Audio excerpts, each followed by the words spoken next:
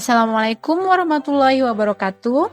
Apa kabar anak-anak ibu sekalian? Masih bersama dengan Bu Novi di pelajaran biologi. Sudah siap belajar? Materi pembelajaran kita hari ini adalah jaringan pada tumbuhan. Tahukah kalian bahwa bagian kecil dari tubuh tumbuhan dapat tumbuh menjadi tumbuhan baru loh? Kemampuan ini hanya dimiliki oleh tumbuhan. Spesial bukan? Mau tahu lebih dalam? Mari kita simak pembelajaran berikut ini.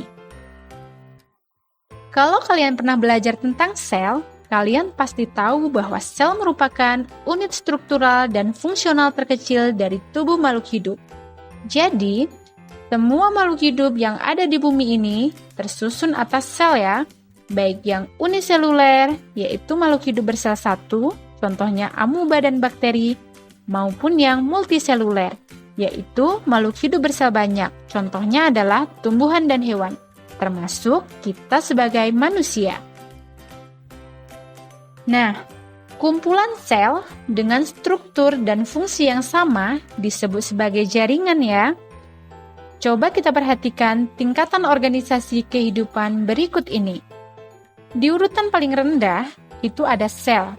Jadi, sebagaimana definisi dari sel, bahwa sel merupakan unit terkecil penyusun makhluk hidup. Kumpulan dari beberapa sel itu akan membentuk jaringan. Jadi, di tingkatan kedua itu ada jaringan. Selanjutnya, jaringan ini akan membentuk sebagai organ. Terbentuklah organ.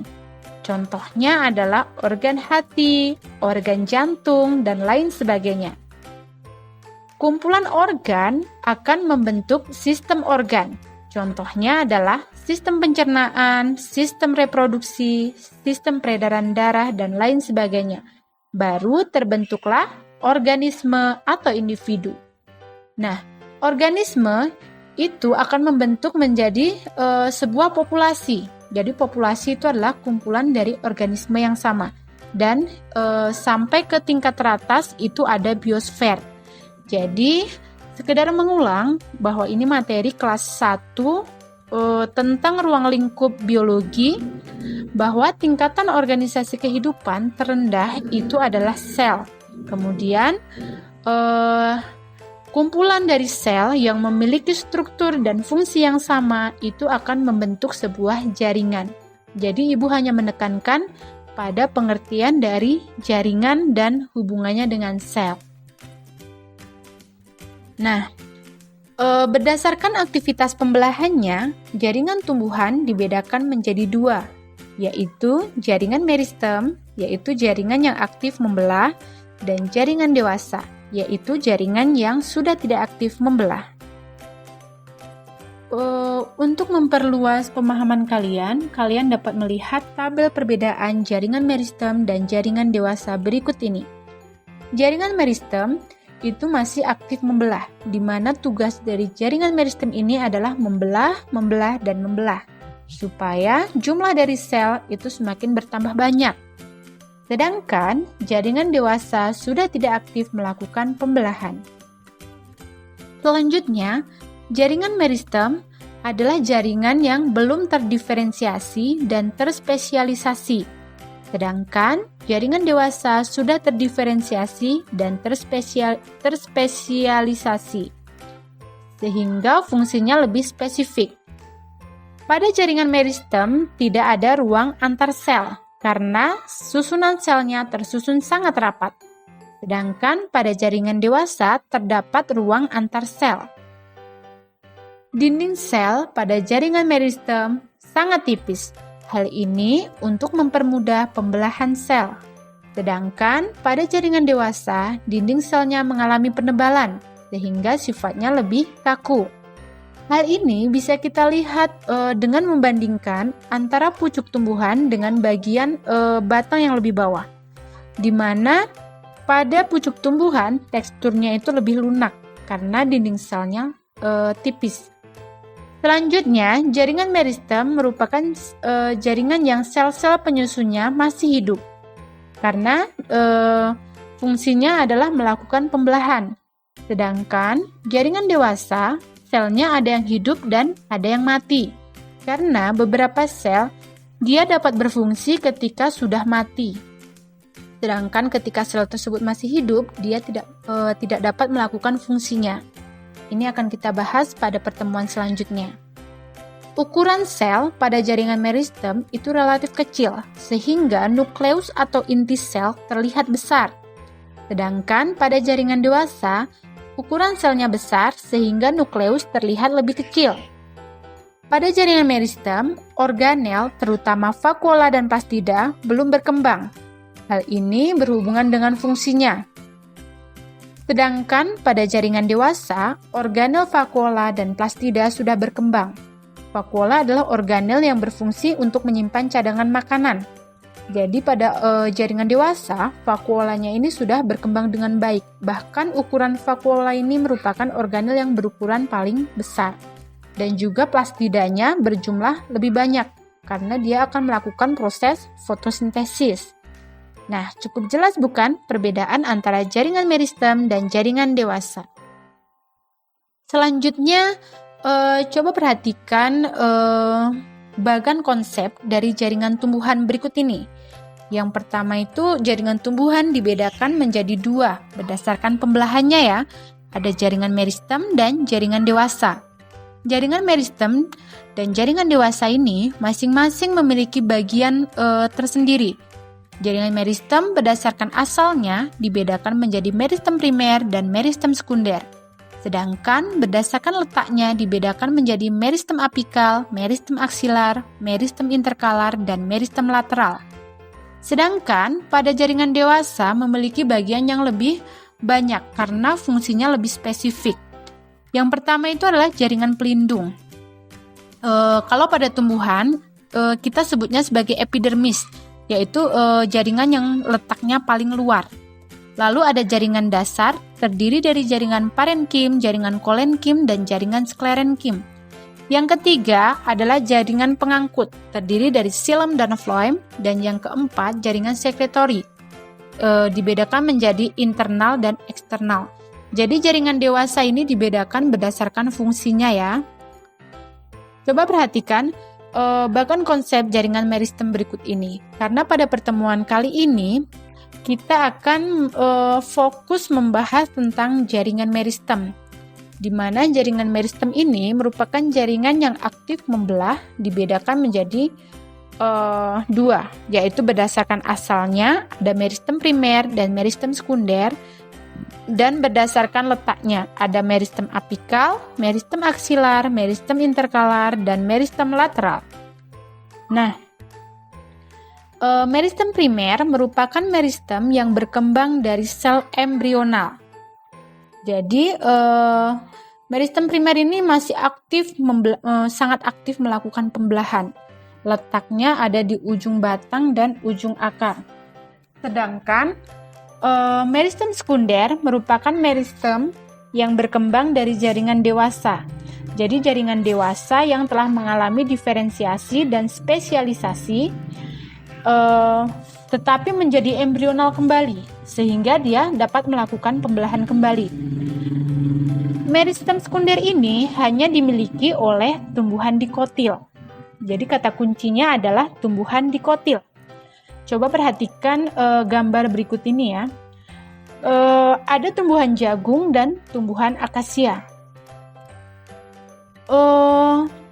Tumbuhan jagung ini merupakan tumbuhan yang termasuk dalam tumbuhan monokotil. Sedangkan akasia ini termasuk dikotil. Nah, pada tumbuhan jagung, batangnya itu tidak dapat membesar sebesar akasia. Jadi di mana-mana kita lihat tumbuhan jagung ya segitu-gitu aja batangnya. Berbeda dengan tumbuhan akasia, tumbuhan ini dapat membesar batangnya. Diameter ataupun ukuran batangnya itu dapat membesar. Coba kalian perhatikan, biasanya akasia ini letaknya di pinggir-pinggir jalan.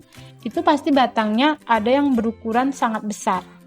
Nah, hal ini disebabkan oleh adanya aktivitas meristem sekunder yang hanya dimiliki oleh dikotil. Jadi sangat jelas ya, bahwa tumbuhan monokotil batangnya tidak dapat membesar. Nah, ini meristem berdasarkan letaknya. Yang pertama adalah meristem apikal. Meristem apikal itu berarti pucuk. Berarti Meristem apikal ini merupakan meristem yang letaknya berada di pucuk, baik itu di ujung batang maupun ujung akar. Di ujung batang, pembelahan dari meristem apikal ini akan menyebabkan jumlah sel bertambah banyak, sehingga tumbuhan akan semakin tinggi.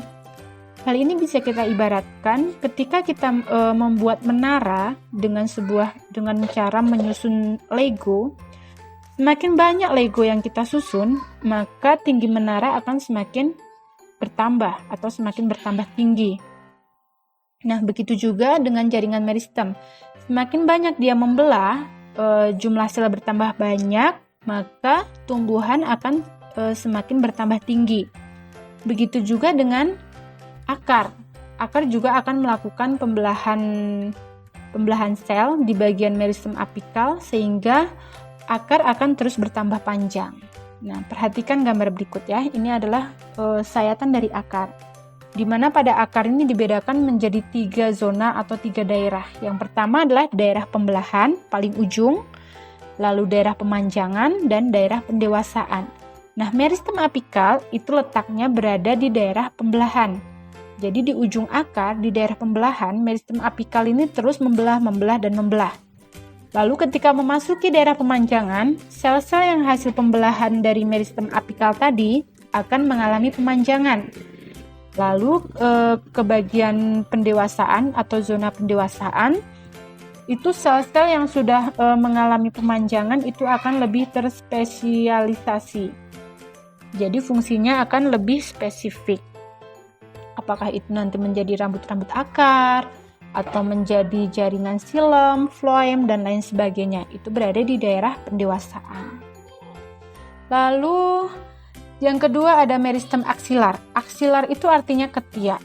Jadi meristem aksilar itu letaknya berada di ketiak daun ataupun ketiak batang. Nah, meristem aksilar ini akan sangat cepat membelah ketika pucuknya kita potong atau meristem apikalnya kita nonaktifkan.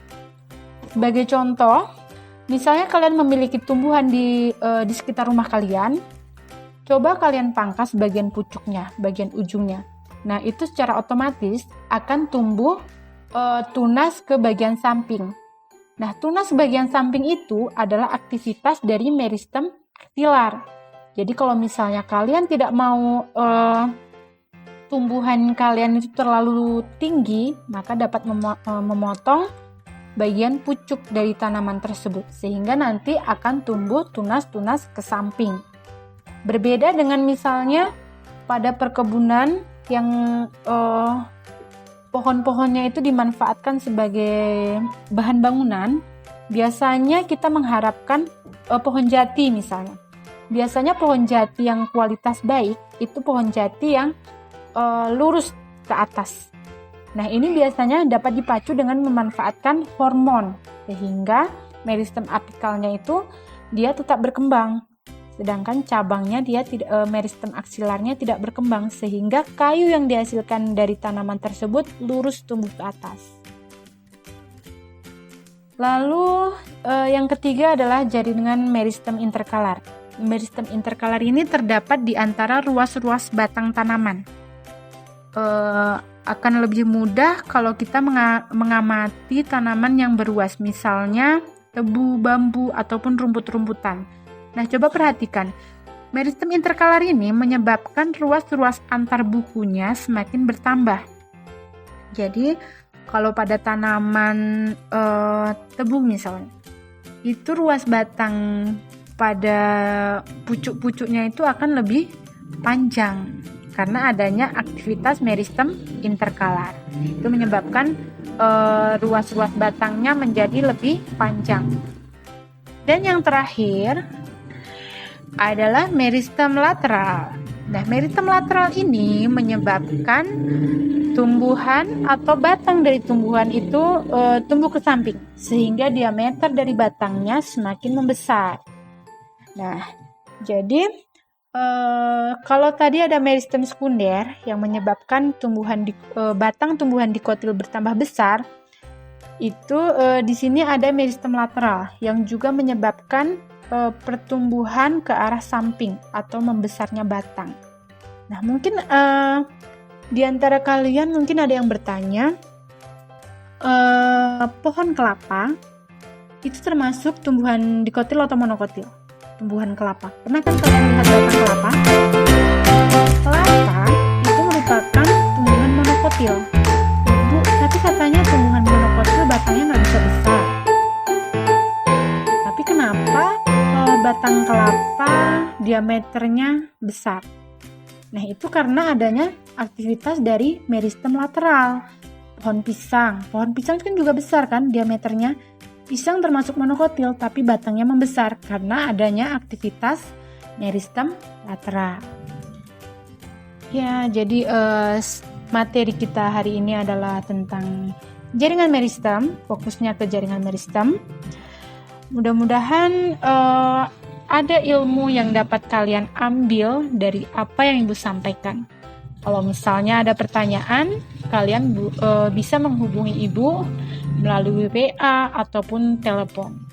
Jadi, Ibu harapkan kalian tidak puas dengan materi yang Ibu sampaikan, sehingga kalian akan terus bertanya, dan rasa ingin tahu kalian itu terus berkembang.